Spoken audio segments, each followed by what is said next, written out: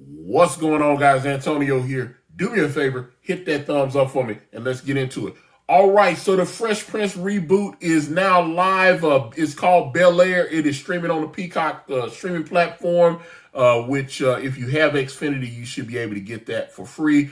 Or I know it's subscription based as well. I think you can pay like $5.99 or then they have a $8.90. They have a higher tier, but like I said, I have Xfinity, so I don't even pay for it. And I was happy to see that Bel-Air popped up on there. I've been waiting on this for about a year and a half. I've been, since they announced this. And so let's kind of rewind the history a little bit. There was a guy named Morgan Cooper. Apparently there was like some kind of film festival or whatever, some kind of contest. And this guy, Morgan Cooper, they were just like, hey, are you the next talented young filmmaker? Make a film for like 3 or 4 minutes and show us what you got or whatever.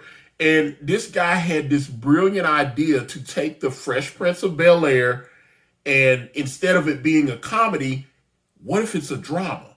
And and this video is still up on YouTube and it's gotten like millions of views. I think they put this out like about 3 years ago. And he loaded the trailer up on YouTube and people just started sharing it. It was going viral. People was going, eventually, it had been out about 2 or 3 months and Will Smith actually showed it. He reached out to more. He was like, yo, this thing is dope, man. Let's, and I think Will actually shared it on his YouTube. Will Smith has a YouTube channel. And he put it on his YouTube channel. He had like a little intro and he introed it and showed it. And he actually talked to Morgan Cooper. I think he interviewed him or whatever. But at the trailer was getting so much buzz that they said, what if we actually do this for real? What if we take your idea of a dramatic version of the Fresh Prince of Bel-Air and make it into a series? And so that's how Bel-Air was born. With what they call development hell or whatever. So they couldn't use, I thought the people that he had cast in the trailer were actually I wanted to see that show, but with them taking 2 years of development and everything, those guys are going to go off and do other jobs and do all that. So you're not going to get the same people back, and I understand that. And a lot of those actors that were in the Bel-Air trailer, a lot of those actors are either barely known, they're not known, or they're not known at all or whatever. So I understand why everybody had to get recast and whatnot. But let's actually talk about this version. Like I said, I love the original trailer, but they recast everybody, and now we have what we now know as Peacock the series. Bel-Air the series. There are 4 episodes up on the Peacock streaming service right now. They launched they actually launched on Super Bowl Sunday. So when they launched it on Super Bowl Sunday, they had the first 3 episodes, which I watched, and then they put new episodes out every Thursday. I kind of don't like that. I noticed that Amazon is doing that as well. I feel like once you got that, since we're on streaming platforms instead of network television, you should kind of go with that Netflix model where you take, although I've seen Netflix is kind of talking about doing that with certain shows as well, where you're not gonna get the full season. I always liked the fact that Netflix would drop the whole season, because I would have really loved to sit down with Bel-Air and binge watch the entire season, just like straight through. I don't want to have to come, okay, next week we're gonna get another episode. I don't really like that. I like the fact that those 8 to 10 episodes are already there. Matter of fact, when in certain cases, when like Amazon or whatever, sometimes I let 2 or 3 weeks go by, and then I'll go to the service and I'll watch all those episodes in a row. So, because I don't like wondering what's going to happen the next week. So I'm sitting there going, now I got to wait another week. I do like I said, they did launch with 3 episodes, so I was able to sit there and watch 3, and then this, like I said, Thursday happened and they dropped it. So I watched all 4 episodes that they have for Bel-Air that are up right now. It is definitely, they took the basic pieces of Fresh Prince of Bel-Air, and then, like I said, it's dramatic. It's not a comedy. If you watch the Bel-Air, Fresh Prince of Bel-Air is actually streaming on HBO Max. You can watch the entire series, right? But so you watch Fresh Prince of Bel-Air, and you watch the intro. In West Philadelphia, born and raised on the playground is where I spend most of my days.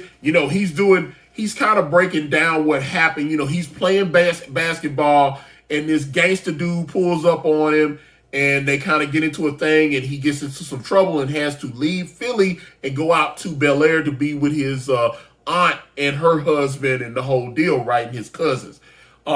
They followed that blueprint to a T. Will Smith in Bel-Air is a basketball star. He's a D1 recruit. It looks like he's gonna go to the University of Virginia. They were mentioning this on the series. It looked like he was gonna accept a scholarship to Virginia to go play basketball, right?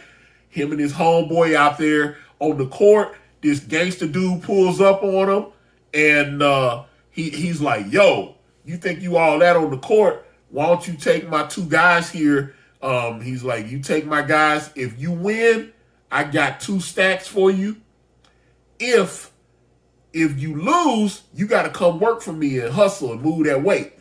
And Will's like, "Yeah, dude, I'm the bomb. I'm gonna win." And so they do the game, go through the whole thing, boom, boom. It's a tight game though. He's not blowing them away like he thought he was.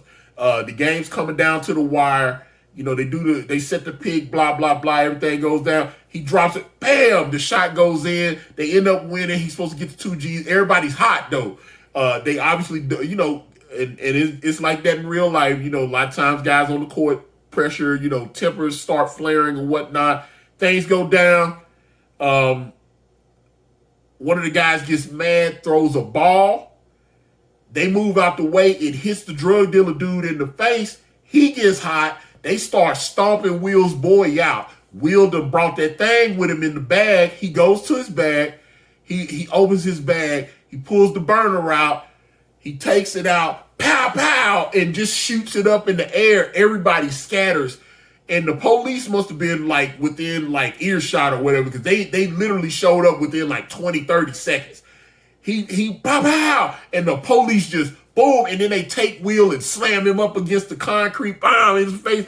He gets arrested along with the drug dealer dude, and then he gets out, and then all of a sudden, the drug dealer dude starts letting everybody know that Will Smith is a snitch. What he don't know is that Will Smith's uncle Phil had he's a lawyer, and he had picked up the phone and made connect calls and and finessed it where they were going to drop all the charges and make everything go away. He just had legal resources, and that's what it was. And Will didn't snitch, but he started going around, he's a snitch, and old boy decides he going to settle up with him.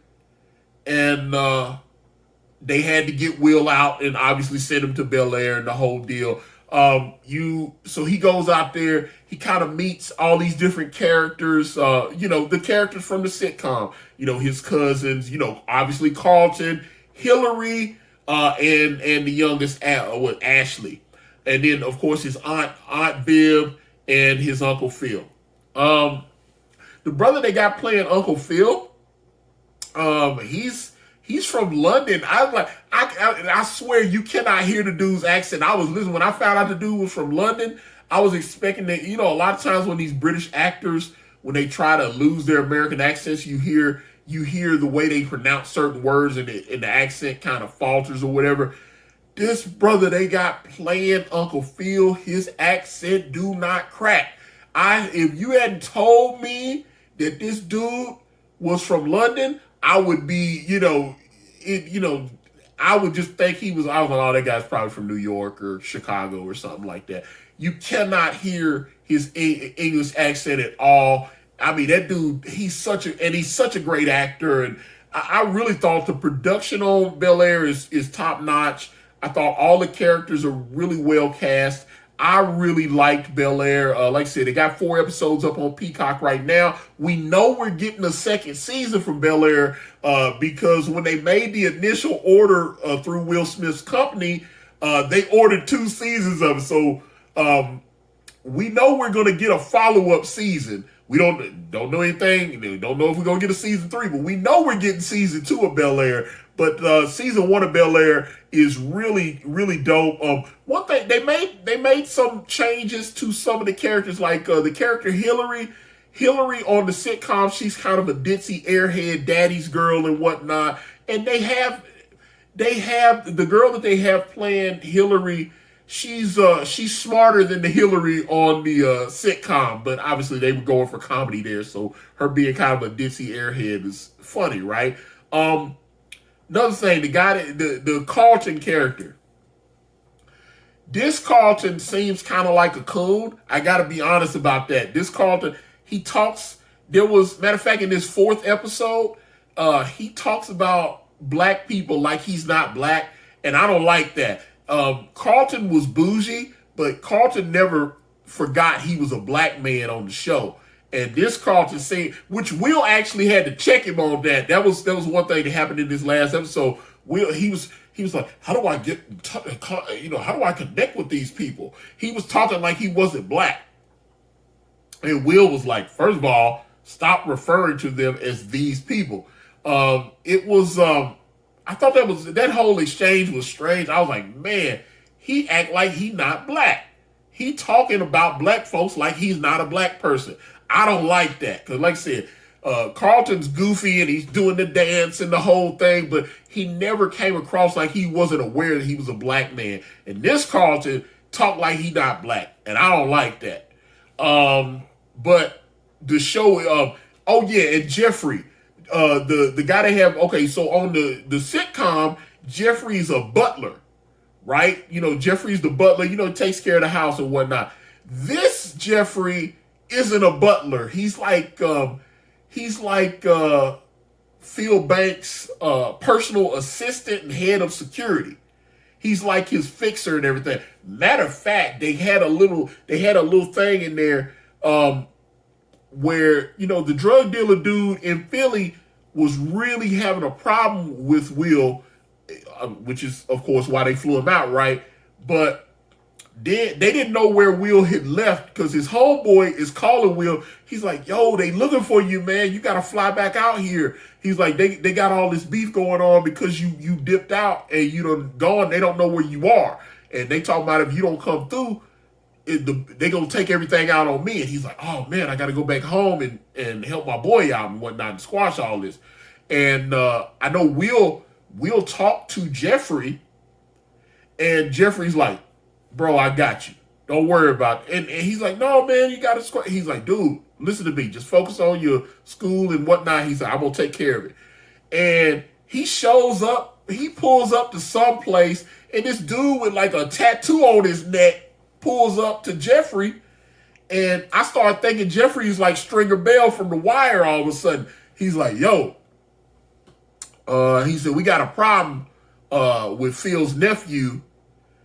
And old boy's like, we took care of that. He said, hey, the boy is, he said, the dude is causing, he still wants to keep the beef going. And he was like, we paid this guy $10,000. So this is when you find out that apparently Jeffrey had, reached out to his street people or whatever, and they reached out to the Philly dude, and they had gave him $10,000 to squash everything and let Will go on about his business.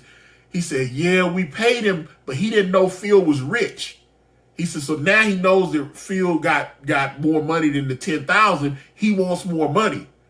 And old boy with the neck tattoo was like, all right, I'll handle it. So they going through the whole episode. By the end of the episode, Will's homeboy in Philly calls him, and he's like, yo, old boy is out to pay, R.I.P. They done took him out.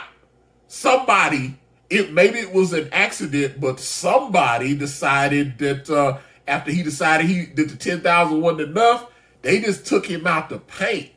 And so old boy called Will. He was like, yo, man, he said, I need to fly out to Cali with you and celebrate. Old boy gone, R.I.P. And Will's like, yo, he couldn't believe it. He was like, dude's out to pay? And he's like, yeah. He said, that's great news.